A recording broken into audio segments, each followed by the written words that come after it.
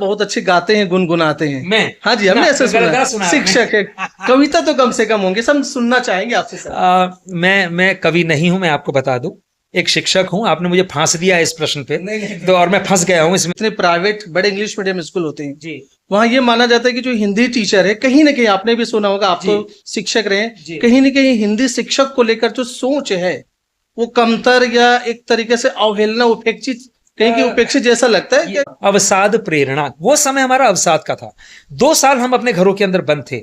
साहित्य रचना घनघोर हुई, भयंकर रूप से हुई, और वो जो रचना हो रही थी वो करुण रस की थी, अवसाद की थी, और दूसरे को प्रेरणा देने के लिए थी।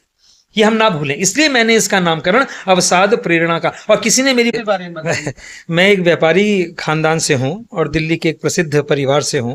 मेरे पिता, मेरे दादा, परदादा सब व्यापारी रहे।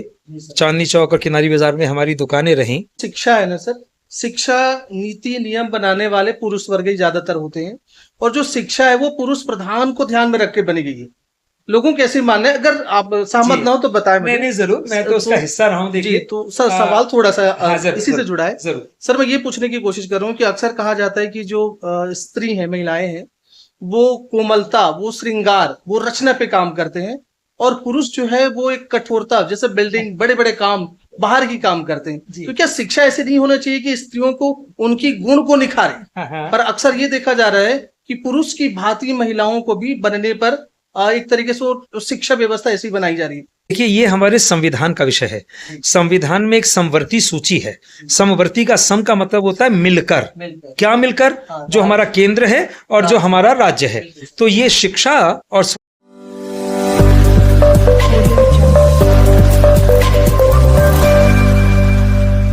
नमस्कार दर्शकों, हमारे हिंदी साहित्य जगत के, हिंदी भाषा के विद्वान श्रीमान हमारे जैन साहब बैठे हैं, प्रदीप जैन जी, और आज इनका रायपुर दौरा हुआ है। हमने देखा है कि अक्सर दिनों में भाषा को लेकर के, साहित्य को लेकर के, स्कूलों को लेकर के काफी गहन चिंतन, शोध कार्य कर रहे हैं, और रायपुर में आज मिलने का मौका मिला है। कुछ चर्चाएं, कुछ सवाल मन में है, इनसे हम चर्चा करेंगे। सर, सबसे पहले तो आपका बहुत बहुत स्वागत, आप बधाई। आप छत्तीसगढ़, बहुत बहुत धन्यवाद। और छत्तीसगढ़ में तो इतने प्रेमी और साहित्यकार रहते हैं, यहाँ हमेशा आना बड़ा सुखद रहा है।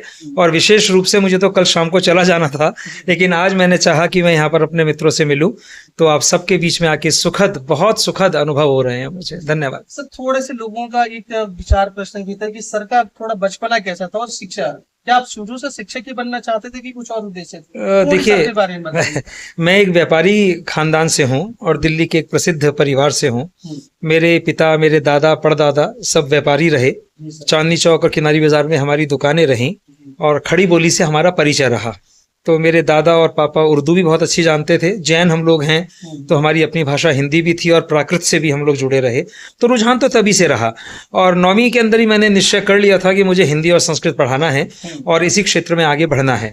फिर आगे दिल्ली विश्वविद्यालय में BA हुआ, MA हुआ, MA हुआ, MPhil हुआ, PhD हुआ, B.Ed हुआ, M.Ed हुआ। पढ़ाई का ही वो रुचि बढ़ती चली गई।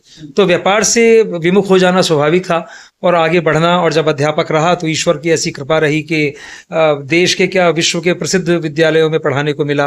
दून स्कूल देहरादून और मॉडर्न स्कूल बाराखंबा रोड। तो ये संक्षेप में मैं आपको अपनी जानकारी दे सकता हूँ, और इस बीच में हम लोग लिखते लिखाते भी रहे थोड़ा सा, जो कर सकते थे। सर, कुछ सवाल ऐसे था, जैसे कई लोग कहते हैं कि पूरे देश में NCERT की ही जैसा SCERT जो चलते हैं वो चालू क्यों नहीं होता? अगर ऐसा हो तो शायद UPSC की जो अपन एग्जाम देते हैं, क्रैक करते हैं, उसमें सहूलियत हो। तमाम बड़े एग्जाम में तो हर राज्य में कुछ डिफरेंट मिलता है। इसे आप कैसे देखते हैं? और देखिए, ये हमारे संविधान का विषय है। संविधान में एक समवर्ती सूची है। समवर्ती का सम का मतलब होता है मिलकर। क्या मिलकर? जो हमारा केंद्र है और जो हमारा राज्य है। तो ये शिक्षा और स्वास्थ्य जैसे विषय समवर्ती सूची में है। तो पूरा देश को देख करके NCERT डिसाइड करता है, और NCERT जो कुछ तैयार करता है, जिसे हम लोग NCF कहते हैं या NEP कहते हैं, नेशनल एजुकेशन पॉलिसी या नेशनल करिकुलम फ्रेमवर्क, पाठ्यचर्या की रूपरेखा, वो स्टेट पर भेज देता है। जैसे मैं इस समय छत्तीसगढ़ में बैठा हूं, तो छत्तीसगढ़ में SCERT जो बॉडी है, स्टेट काउंसिल, वो उसको छानती है। एक तरीके से वो उसको ये देखती है कि क्या इसमें कुछ ऐसा तो नहीं है कि मेरी स्टेट का कहीं नुकसान हो, या मेरी स्टेट का कोई तत्व ऐसा हो जो छोड़ दिया गया हो। अब जैसे लोक तत्व है हमारे यहाँ, हमारे भाषा का हमारा है, हमारे यहाँ जो इंडस्ट्रीज हैं, जैसे रायगढ़ में मैं गया, बिलासपुर में मैं गया, ये पूरा हमारा जो बेल्ट है ये खनिज का बेल्ट एक तरीके से माना जाता है, हरियाली से भरपूर है, तो पर्यावरण के अपने विषय हैं। तो एनईपी जो तैयार हो रहा है उसमें पर्यावरण का विषय, भाषा का विषय कितना लिया गया? मान लो उन्होंने 10% लिया, तो हमारी जो हमारा छत्तीसगढ़ स्टेट है वो उसको 10% को बढ़ा के वो विषय जो बनेंगे वो शायद 30-40% या 50% कर दे। इतना ही होता है, इसलिए ये परिवर्तन आपको देखने के लिए मिलता है। सर एक सवाल आपसे ये मैं पर्सनली पूछना जी चाह रहा था। जरूर। अक्सर लोग कहते हैं जो शिक्षा है ना सर, शिक्षा नीति नियम बनाने वाले पुरुष वर्ग ही ज्यादातर होते हैं, और जो शिक्षा है वो पुरुष प्रधान को ध्यान में रख के बनी गई है। लोगों को कैसे मानना है? अगर आप सहमत ना हो तो बताएं मुझे। नहीं जरूर, मैं तो उसका हिस्सा रहा हूं। देखिए तो सर सवाल थोड़ा सा इसी से जुड़ा है। जरूर सर मैं ये पूछने की कोशिश कर रहा हूँ कि अक्सर कहा जाता है कि जो स्त्री है, महिलाएं हैं, वो कोमलता, वो श्रृंगार, वो रचना पे काम करते हैं, और पुरुष जो है वो एक कठोरता, जैसे बिल्डिंग, बड़े बड़े काम, बाहर की काम करते हैं। तो क्या शिक्षा ऐसे नहीं होना चाहिए कि स्त्रियों को उनकी गुण को निखारे? पर अक्सर ये देखा जा रहा है कि पुरुष की भांति महिलाओं को भी बनने पर एक तरीके से वो शिक्षा व्यवस्था ऐसी बनाई जा रही है।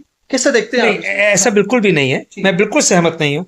आपने पिछले दिनों चंद्रयान देखा होगा जो हमारा गया था, आपने वो दृश्य नहीं देखा कि जहां महिलाएं मंगलसूत्र बैठे पहने हुए और वो वैज्ञानिक हैं। आज भी ऊपर हमारी एक महिला कल्पना, शायद वो चंद्रयान में कहीं फंसी हुई है, जो कुछ महीने बाद पृथ्वी पर आने वाली हैं।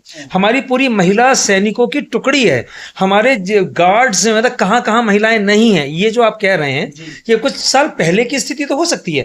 महिला सशक्तिकरण में हमारी वर्तमान सरकार ने इतना गजब काम किया, पहले भी होता रहा है लेकिन ये निखर के आया है। आपने कभी भी देखा होगा, मैं किसी का नाम नहीं लूंगा, हमारे प्रधानमंत्री या कोई भी हमारे और मंत्री भी हैं, वो पहले महिलाओं के लिए, ये आपने हैरानी होगी, जो शौचालय बने थे, आपको मालूम है शौचालय, करोड़ों शौचालय क्यों बने थे?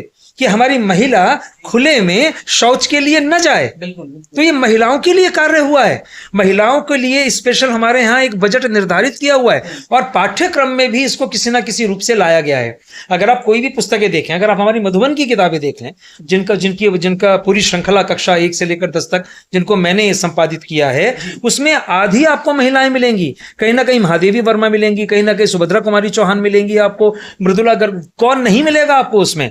ऐसा नहीं है। उनको हम हमारे पात्र महिलाएं हैं तो हम उनको छोड़ नहीं सकते। साहित्य तो उनको उन्मुख एक आगे निकाल करके लाने वाला है। अब वो स्थिति नहीं है। मैं आपके इस प्रश्न से सहमत नहीं। बिल्कुल सर, हिंदी में क्या क्या समस्या देख रहे हैं आप, और क्या कुछ इसमें किया जा सकता है? कोई समस्या नहीं है दूर दूर तक, इतनी हिंदी फैल रही है, ये मैं आपको बता दूं। मैं भी 62 साल का हूं, मेरे दिमाग में भी ये चीजें, मैंने वो समय देखा है जो 60 का समय है, 62 का मेरा जन्म है, 70-80 की मेरी शिक्षा है, तो मैंने वो समय मैंने देखा हुआ है। तो हिंदी अब ज्यादा है। आज हमारे पूरे विश्व में हिंदी का स्थान 3रा है। आप मानेंगे? आप पहली स्पेनिश है, दूसरी अंग्रेजी, या मैंडरिन को रख लेते हैं हम, चाइनीज को, बाकी हमारी है। तो अच्छा, और इसके व्यवसाय के अवसर आ रहे हैं, इतने चैनल, आप मेरा इंटरव्यू ले रहे हैं, आप देखो हिंदी में इंटरव्यू ले रहे हो, आपका मारवाड़ी न्यूज है जहां पर मैं ये देख पा रहा हूं, महानंदी न्यूज, आप ही मेरा इंटरव्यू ले रहे हो, तो आपको अवसर मिला ना। यानी यहां पर जब ये खुला होगा तो कहीं हिंदी वालों को नौकरी मिली होगी, अखबार में नौकरी मिली होगी, कई हजार अखबार हमारे हिंदी के अंदर, पत्रिकाएं हमारी निकल रही हैं, प्रस्तोता हमारे इसके अंदर पैदा हो रहे हैं, आईएएस के अंदर ये विषय है, आईपीएस के अंदर ये विषय है, एनी नेट के अंदर ये विषय है, कहाँ नहीं है? हर जगह आप हिंदी विषय से, हिंदी को कोई खतरा नहीं। सर एक चीज पूछना था मुझे, अक्सर देखा जाता है जितने प्राइवेट बड़े इंग्लिश मीडियम स्कूल होते हैं जी, वहां ये माना जाता है कि जो हिंदी टीचर है, कहीं ना कहीं आपने भी सुना होगा, आप तो शिक्षक रहे, कहीं ना कहीं हिंदी शिक्षक को लेकर जो सोच है वो कमतर या एक तरीके से अवहेलना, उपेक्षित, कहीं की उपेक्षित जैसा लगता है। कैसे करें? ये आप बिल्कुल सही कह रहे हैं। लेकिन एक बड़ी मजेदार चीज है इसमें, विद्यालय का जो फंक्शन होता है ना, अगर मान लीजिए फाउंडर्स डे है, एनुअल डे है, 15 अगस्त का है, 26 जनवरी का है, कोई धार्मिक जो भी है, वो हिंदी वाला ही कराएगा, हिंदी या संस्कृत वाला। आपको हैरानी होगी, किसी स्कूल का एनुअल डे फंक्शन अनाउंसमेंट अंग्रेजी में हो सकती है, लेकिन अगर वो नाटक हो रहा है तो आरंभ संस्कृत से होगा, संस्कृत को मैं साथ में लेके चल रहा हूँ, और प्रस्तुति हिंदी में होगी। अगर मैं अभिज्ञान शाकुंतलम मुझे करवाना है, मान लीजिए संस्कृत का नाटक कराना है, या मोहन राकेश का मुझे कोई नाटक आधे अधूरे कराना है, या आषाढ़ का एक दिन कराना है, वो तो हिंदी में होगा और हिंदी वाला ही उसको करवाएगा। तो उपेक्षा हो सकती है क्योंकि सारे विषय अंग्रेजी के हैं, 45 मिनट हिंदी वाले का है। लेकिन जो मुख्य दिवस विद्यालय के होते हैं उसमें हिंदी वाला सबसे प्रमुख होकर आगे आता है। उसमें ना अंग्रेजी वाला, ना साइंस वाला, ना मैथमेटिक्स वाला। कोई मुख्य अतिथि आ रहा है तो सबसे पहले हिंदी वाले को ढूंढा जाता है कि आप इसका स्वागत कैसे करेंगे, या संस्कृत वाला कैसे शंख बजाएगा, या मंत्र पाठ कैसे करेगा, मंत्रोच्चारण कैसे करेगा, दीप प्रज्वलन कैसे करेगा। मुख्य फंक्शन, मुख्य कार्यक्रम हिंदी संस्कृत वालों के बिना आज भी, चाहे वो दक्षिण हो चाहे मेरा कश्मीर हो नहीं सकते। मैं जम्मू गया था तो बच्चों ने संस्कृत के अंदर स्वस्ति पाठ कर रहे थे, वो जम्मू में। कल्पना करोगे आप, जहां पर डोगरी बोली जा रही है, कश्मीरी बोली जा रही है, संस्कृत के बच्चे खड़े हुए हैं, हमारा सीना चौड़ा हो जाता है। हिंदी को कोई खतरा नहीं है मित्र, जब संस्कृत 10,000 सालों से अब तक चल रही है, तो ये तो बेकार के प्रश्न अच्छा सर, आपने एक चर्चा के दौरान बताया कि इस काल को एक नया अध्याय नाम दिया आपने, अवसाद प्रेरणा काल। हाँ। तो ये क्या है, मतलब क्या ये इतिहास में, अगर हिंदी की इतिहास में पढ़े तो कि ये काल जुड़ रहा है, क्या कुछ नया है? देखिए, ये नाम मैंने दिया है, 14 सितंबर 2024 को दिया है, और भरी सभा में दिल्ली के अंदर हमने दिया है जब हम लोग हिंदी दिवस मना रहे थे। वहां पर अवसाद प्रेरणा काल, क्योंकि आधुनिक काल के भी हमारे 5-6 हिस्से हैं। अब हम लोग भारतेंदु काल, द्विवेदी युग, छायावाद युग, प्रगतिवाद, प्रयोगवाद, नवगीत काल, दुनिया। मैंने अब 2019 और 20 के बाद अवसाद प्रेरणा, वो समय हमारा अवसाद का था। 2 साल हम अपने घरों के अंदर बंद थे, साहित्य रचना घनघोर हुई, भयंकर रूप से हुई, और वो जो रचना हो रही थी वो करुण रस की थी, अवसाद की थी, और दूसरे को प्रेरणा देने के लिए थी। ये हम ना भूलें, इसलिए मैंने इसका नामकरण अवसाद प्रेरणा का, और किसी ने मेरी बात को काटा नहीं है। अभी हिंदी में बड़े बड़े मंच से साहित्य में इतिहास काल के जर्नी में से पढ़ेंगे ना? इसको पढ़ेंगे। अब देखो, इस समय ये एक ना संक्रमण का दौर होता है। संक्रमण का दौर मतलब होता है ना यहाँ ना यहाँ। बिल्कुल, कुछ लोग स्वीकार करते हैं, कुछ लोग स्वीकार नहीं करते। लेकिन आगे आने वाले 10, 15, 20 सालों में आप देखिएगा, ये काल 2020 से चलता हुआ माना जाएगा, और उसको अवसाद प्रेरणा काल या कोई और नाम इसके आगे पीछे, जैसे कि और चरणों को भी हमने नाम दिया है, लोग देंगे। मैंने तो इसका नामकरण अवसाद प्रेरणा कर दिया। सर, आपने सुने बहुत अच्छे गाते हैं, गुनगुनाते हैं। मैं? हाँ जी, हमने ऐसे सुना। शिक्षक है, कविता तो कम से कम होंगे, सब सुनना चाहेंगे आपसे सर। मैं कवि नहीं हूं, मैं आपको बता दूं, एक शिक्षक हूं। आपने मुझे फांस दिया इस प्रश्न पे, तो और मैं फंस गया हूं इसमें, निश्चित कोई इसमें दो राय नहीं है। मैं कोई कवि नहीं हूं। मैंने एक ही पुस्तक अपनी जवानी के दिनों में जब हम हुआ करते थे तब रतिरंग नाम से लिखी थी, जिसकी एक भी कविता मुझे याद नहीं है। वो सब प्रयास की हुई कविता थी, इसलिए मैं आपको कविता तो कोई नहीं सुना पाऊंगा। 3 दिन से लगातार मैं भाषण दे रहा हूं, और मेरी फ्लाइट है, मुझे जाना भी है मित्र।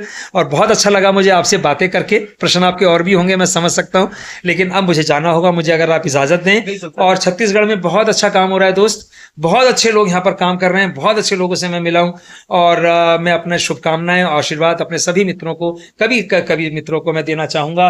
हमारे साथ अगर आप इनको भी दिखाना चाहें, डॉक्टर यहाँ आ जाइए डॉक्टर साहब।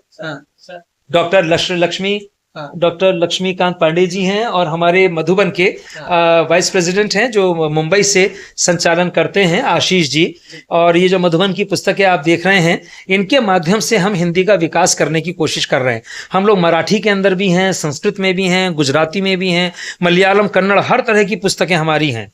तो हम लोग सबको साथ रहने चलने की कोशिश, और बच्चों तक अपनी ये किताबें मधुप, मधुश्री, व्याकरण संबोध, ये हम कोशिश कर रहे हैं।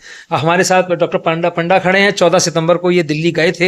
इन्होंने वो वैभव वहाँ का और वहाँ की वो परिचर्चा इत्यादि सुनी थी। ये जानते हैं कि जो शब्द मैं बोल रहा हूँ वो अक्षरशः उन्होंने अपनी आंखों से उन चीज़ों को देखा है। मित्र, बहुत बहुत धन्यवाद आपका, शुक्रिया। तो दर्शकों, ये थे हमारे प्रदीप जैन जी।